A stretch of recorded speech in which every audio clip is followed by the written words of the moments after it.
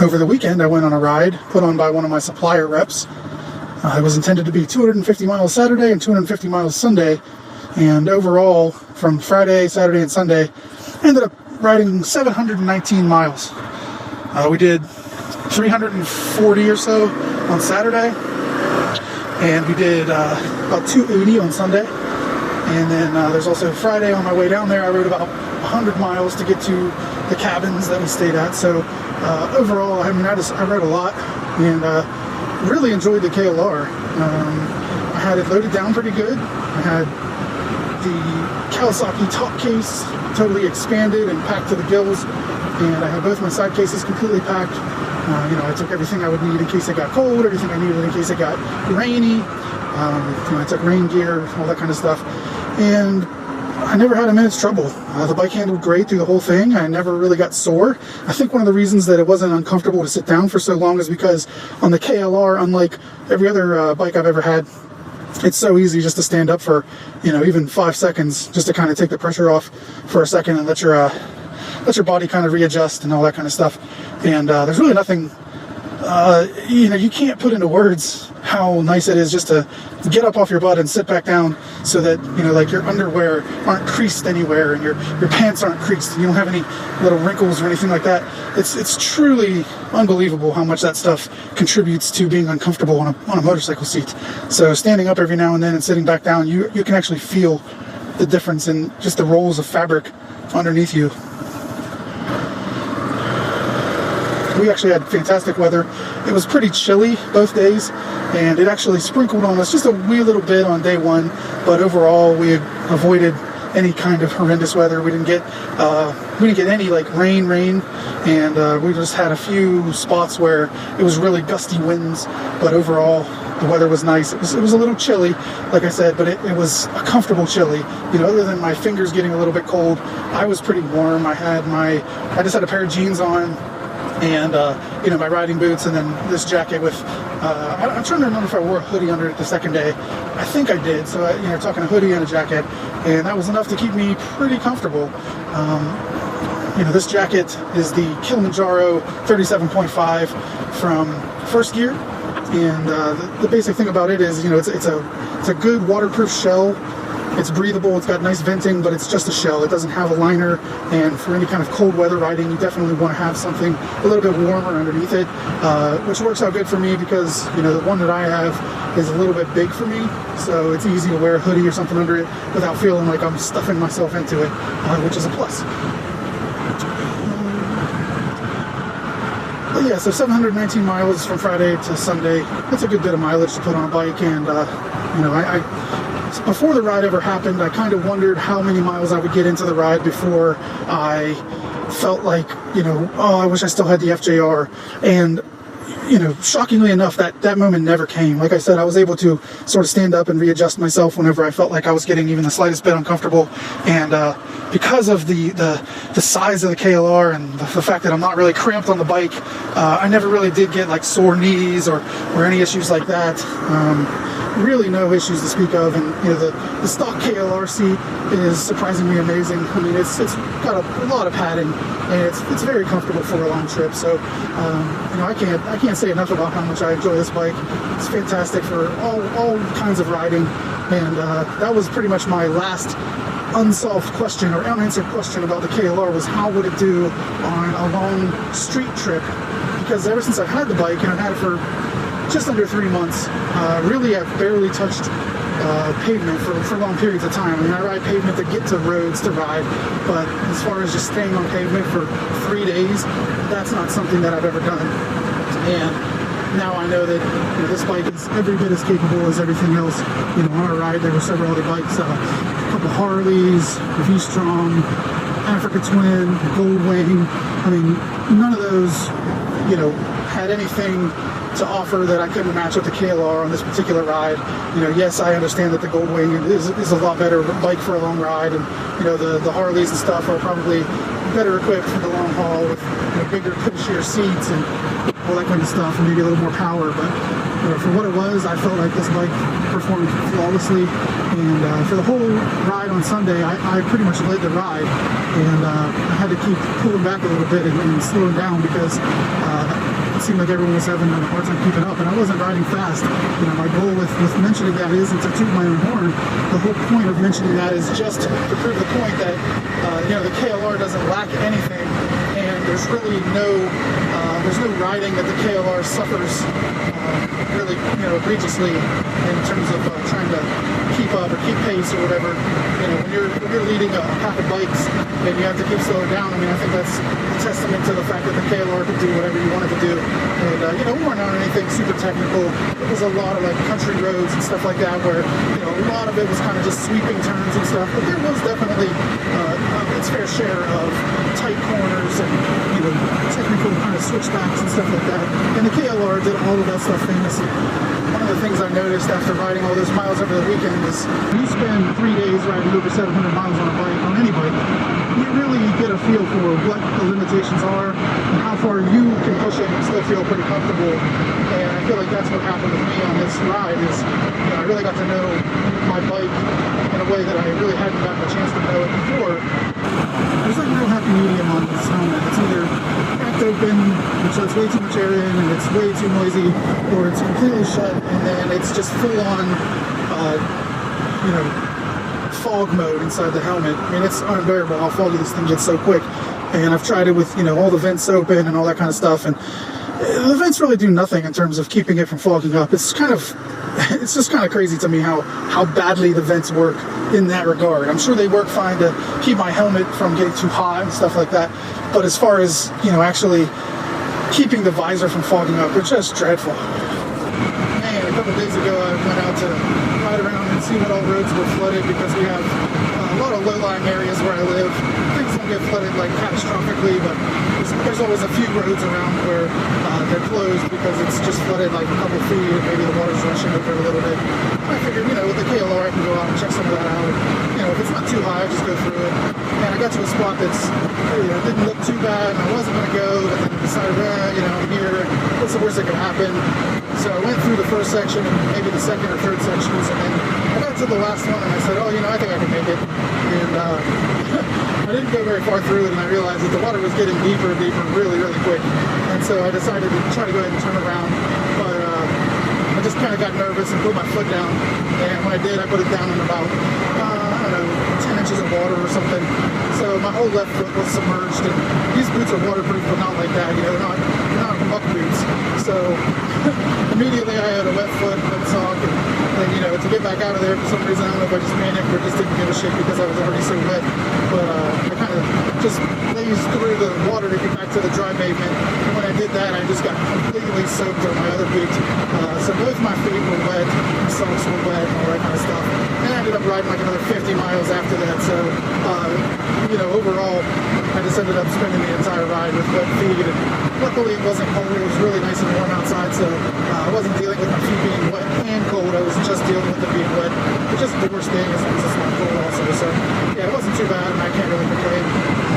But it was, you know, it was fun. I was laughing at myself because I put my foot right down in it, and I even tried to take a line to make the U-turn in the road in such a way that I wouldn't have to put my foot down. And, you know, I make that same turn, you know, 100 times a week, where I can take a really tight turn without putting my feet down, you know, where you pretty much lock your whole steering to the left and, you know, make a really sharp turn. I do that all the time, so I thought, you know, surely I can handle it right here.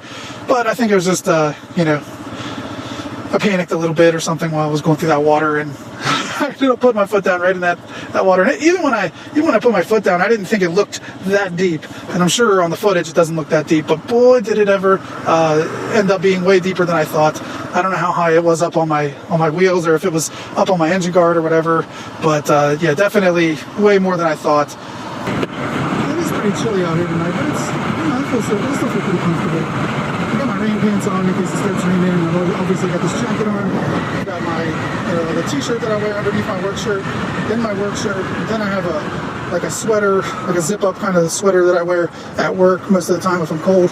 I have that on too, so I'm pretty warm, especially my upper body. And then my boots are always pretty warm, being that they're waterproof leather. They're not real breathable, so they get pretty warm in there if it's not cold out. So I actually prefer them when it is cold. And then I I just got these gloves on, which they're not really cold weather gloves. They're more like an all-season kind of glove or a 3-season glove. But they're pretty comfortable. And the thing I like the most about them is they're really nice and, for what they are, they're pretty thin. So I never feel like I'm, trying to ride a motorcycle with snow gloves on, that kind of thing. I don't know why this road is so covered in dirt. It looks like it's been flooded out. I don't think it possibly could have been. This is all up on top of the hill. If I could keep this helmet from fogging up, I'd probably be way better off. I don't mind riding in gravel and stuff, and this is all uneven and muddy and everything else. I don't mind it, but I gotta be able to see. Why is this so muddy? And it's not like sloppy and muddy or anything, it's just the whole road is covered in dirt. And it looks to be damp, so I'm wondering when I'm gonna hit this section that's, like ice, because it's just mud. One thing I'll definitely say about the Kenda Big Block, as much as I'm really starting to kind of like it for pretty much all situations, it sucks. It's slowing down on gravel. The braking, traction on gravel is just almost unbearable. One of the things I catch myself doing with this particular helmet on is I'll hold my breath when I'm going into a situation where I definitely don't want my visor to fog up. So like on a tight turn or anything like that, I'll hold my breath so I don't fog it up. But then what's the first thing you do whenever you've got to take a breath is you just let out this great big, gasp of hot air and it just immediately fogs up the visor. Worse than it ever would have if you just breathed. If you follow me on Instagram or Reddit, you might have seen me post a picture of a longhorn that I saw. He was out on one of these roads out here. It's pretty cool. Yeah, this road just evolved from gravel to just straight up mud. But who knows? You see, these are some of the longhorns. What's up, fellers?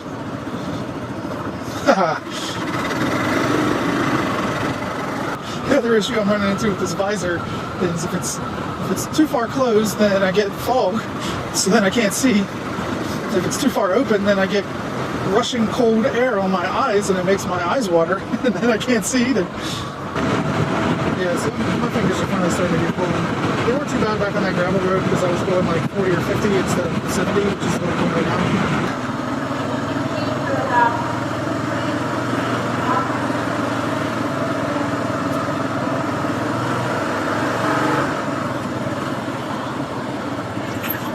I could probably park my bike like right here.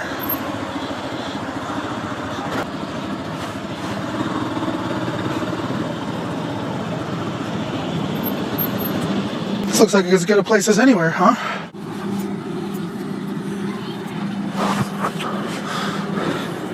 On the road again. So, still haven't gotten rained on. Luckily, the place that I was expecting to have those chronic cinnamon rolls has them, and I was able to get one, and I was able to get a couple sausage sandwiches, which I will crush upon my arrival home. And let's see, what else?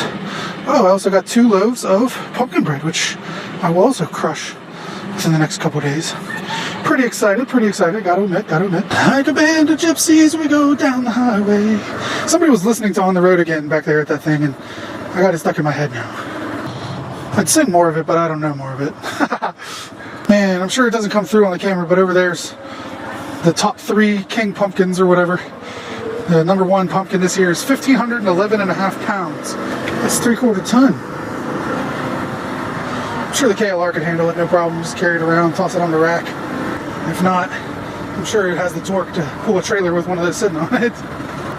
Alright, we're back on the road after getting my good food. I didn't want to stop and eat any of it there. I figured, well, it might be a little soggy when I get home, but I'd like to try to beat the rain even though I am geared up for it.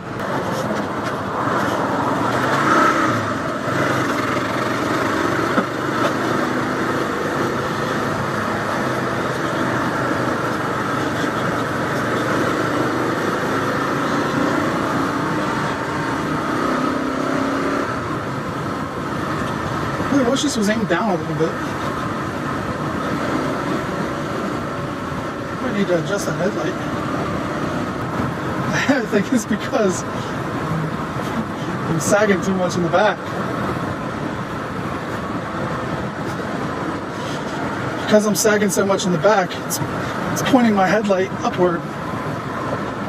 But being a 400-pound guy, I don't really know how much I can do about that sag in the back. Maybe I can adjust my preload. I don't know how much that will help, but it's got to help some, right? If I hit my front brake hard enough, I can get my headlight to shine down on the road, which is pretty helpful. I really do need to adjust this headlight though. Oh, I got something in one of my eyes. This is the worst. Alright, I think it's mostly gone. Oh, that was a big ass puddle. It splashed all over my boots and got my foot wet. Probably both my feet, honestly. I hadn't counted on that.